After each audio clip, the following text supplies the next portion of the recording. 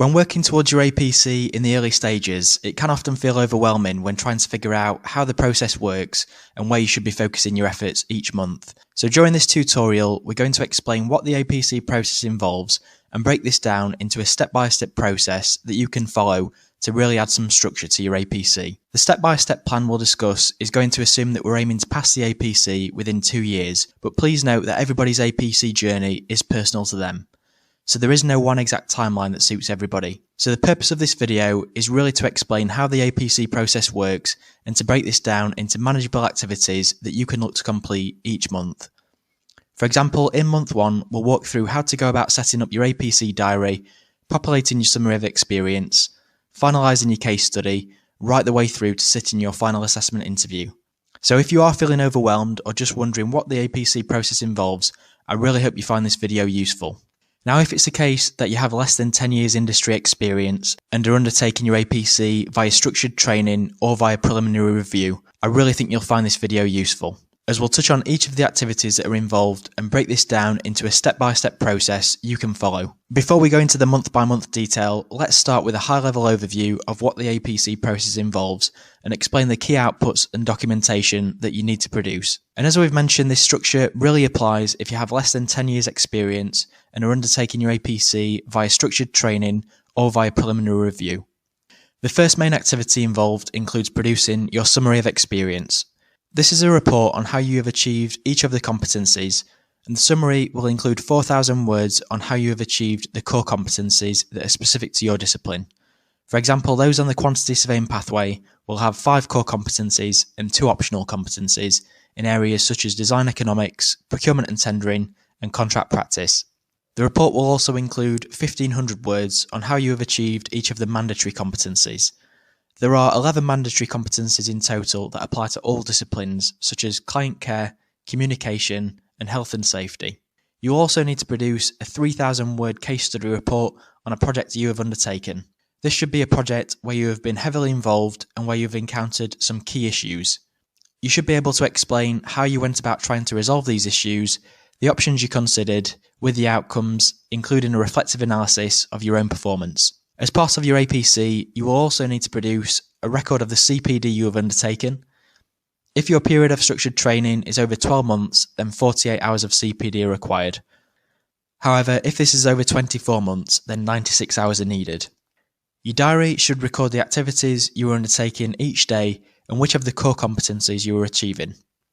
This applies to the structured training routes, and those submitting via preliminary review will not need to submit diary entries. You will also need to undertake an online ethics module.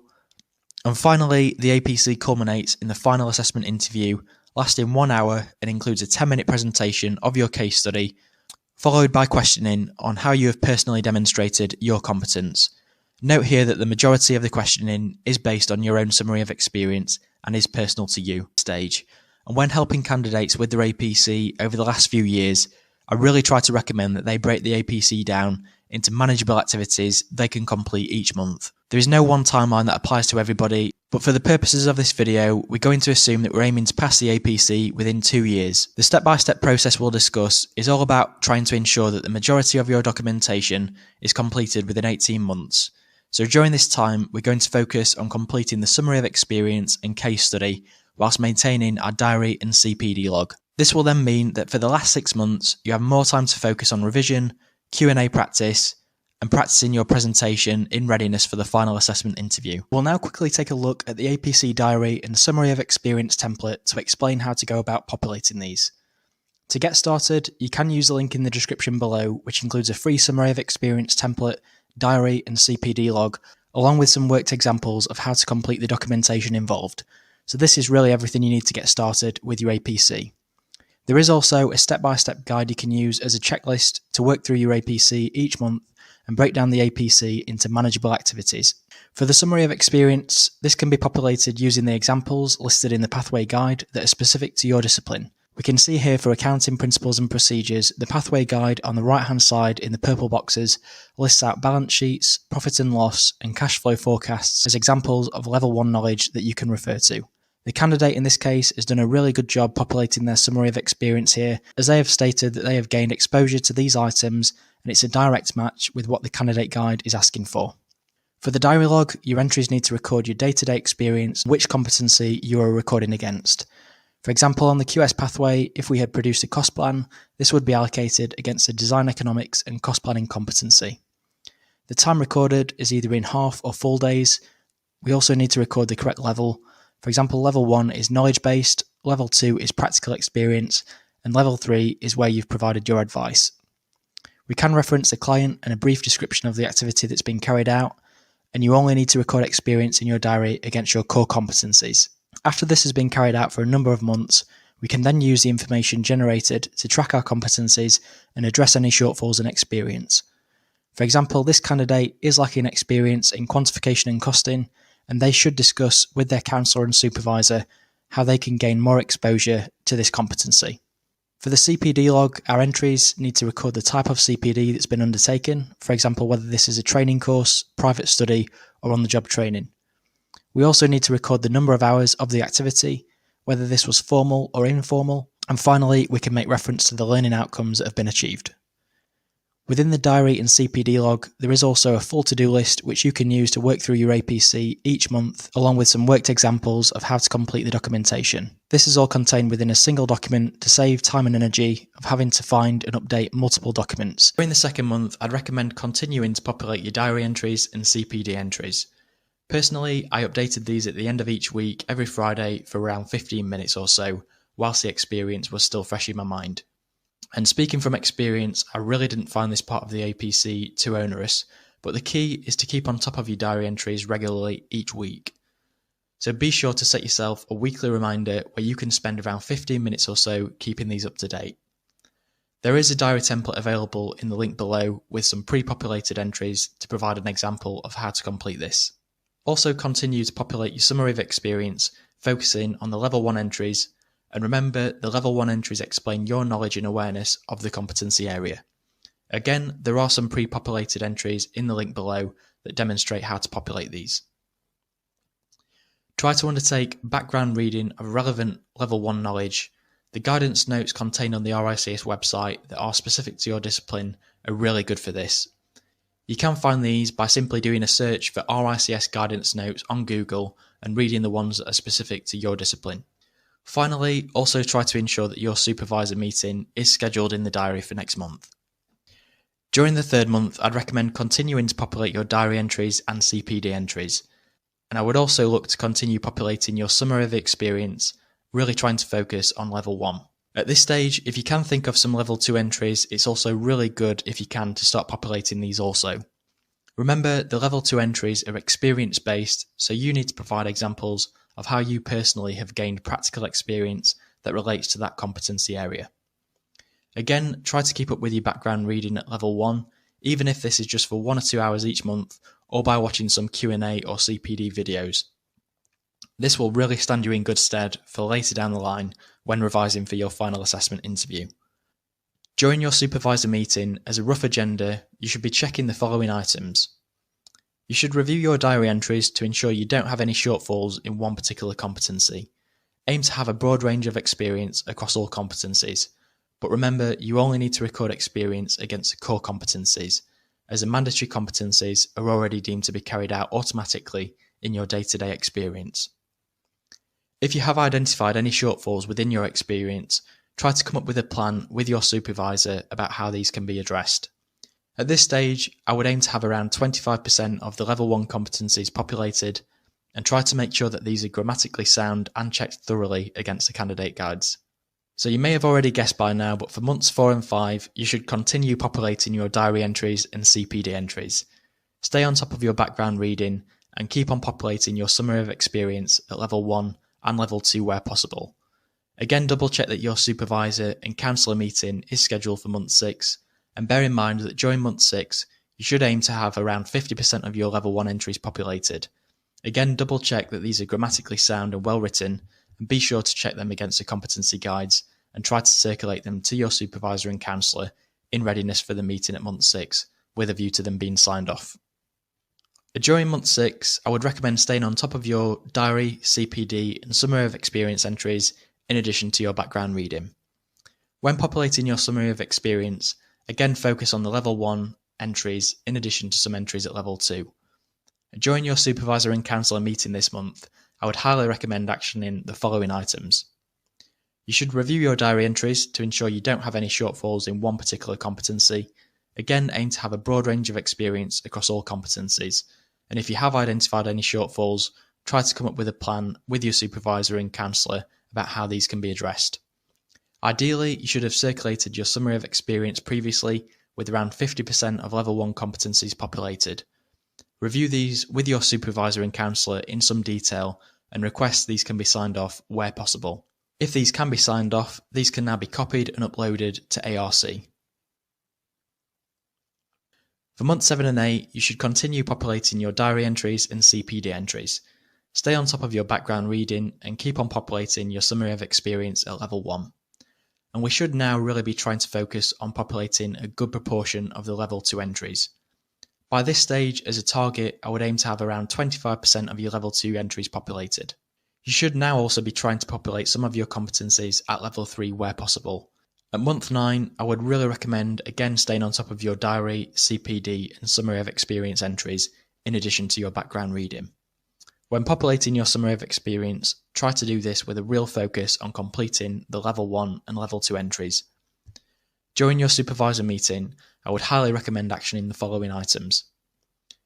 Again, you should review your diary entries to ensure you don't have any shortfalls in one particular competency.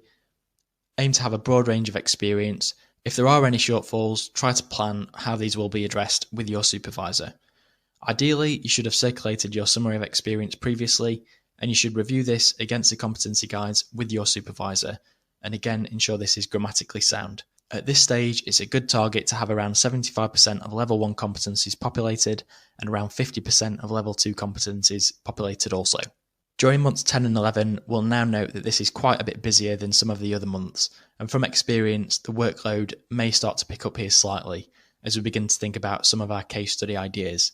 Again, for these months, try to stay on top of your diary entries, CPD entries, and summary of experience, as we've mentioned, all the way through the APC process. Months 10 and 11 are quite a bit busier than previously, and from experience you may note that this is where the workload starts to pick up slightly. For these months, try to stay on top of populating your diary entries and CPD entries, and also try to stay on top of your background reading and keep on populating your summary of experience at levels 1 and level 2 where possible.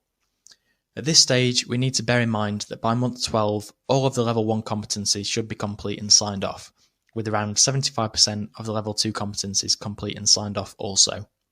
So be sure again to check these grammatically and circulate them to your supervisor and counsellor in readiness for sign off at the next meeting. Your CPD log should also be showing as 48 hours recorded at month 12, so make sure you're on top of your CPD entries also. And a new task we should look to complete this month is really to compile an initial list of case study ideas to discuss at your next counsellor and supervisor meeting. In doing this, really try to think of a project you have been heavily involved in where you have resolved some key issues for your client. If you are struggling to think of any case study ideas, I did do a separate video on this, which I'd really recommend watching.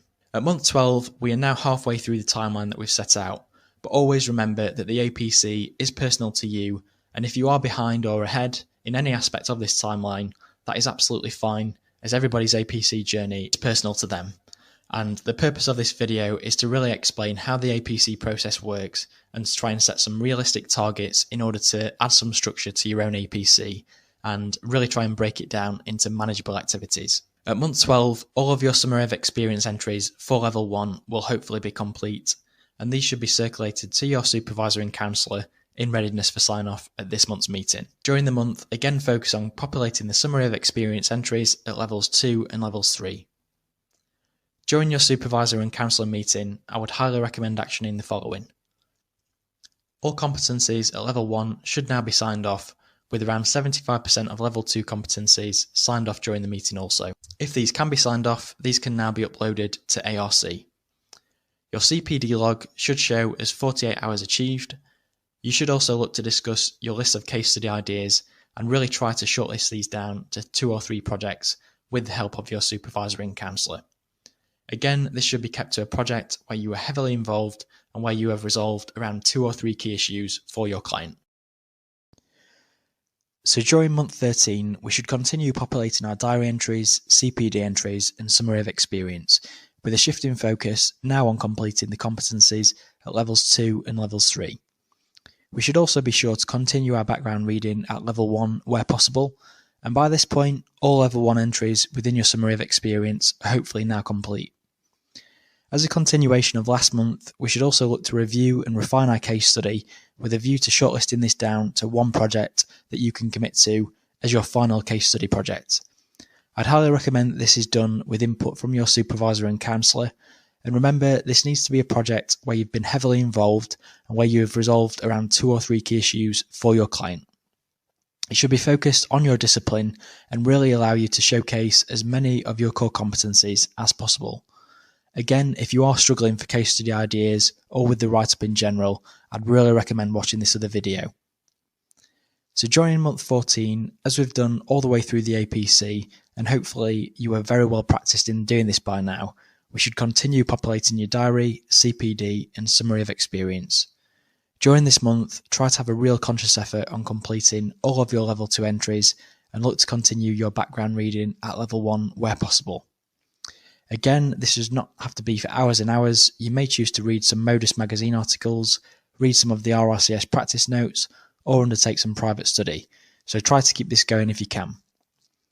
The main objective this month though is to now start populating your case study headings and draft around 7 to 10 bullet points that are more detailed underneath the headings and really get the skeleton of your case study drafted out. This should include the introduction section, which is an introduction of your role and a brief technical description of the project. It should also include key issue 1, the options and solution, key issue 2, the options and solution, with the conclusions and outcomes, and finally the reflective analysis of your performance and what you have learned. Try to circulate this to your supervisor and counsellor for initial comment. During month 15, as always, continue populating your diary, CPD and summary of experience, and continue with your background reading where possible. Hopefully, the majority of your level 2 entries within your summary of experience are now complete, and we can now look to focus on the level 3 entries.